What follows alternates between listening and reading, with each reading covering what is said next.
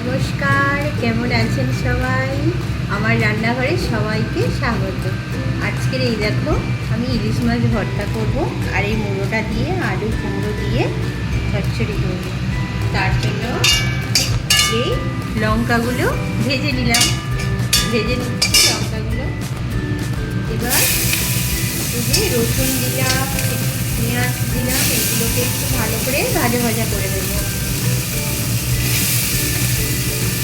ইলিশ মাছের লেজা ভর্তা,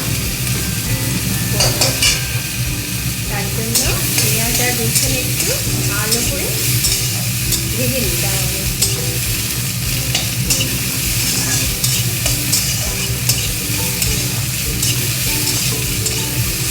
এটা একটু কম হয়েছে, তার জন্য একটু সরষের তেল একটু দিয়ে দিলাম।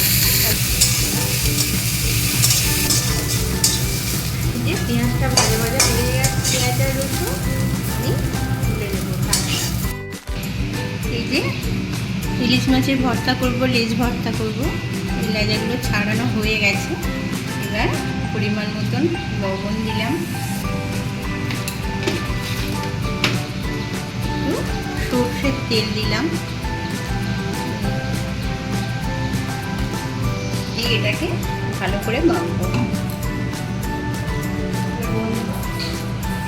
তো এই যে ভর্তা আমার রেডি। এবার উপর থেকে একটু তেল ছড়িয়ে দেব।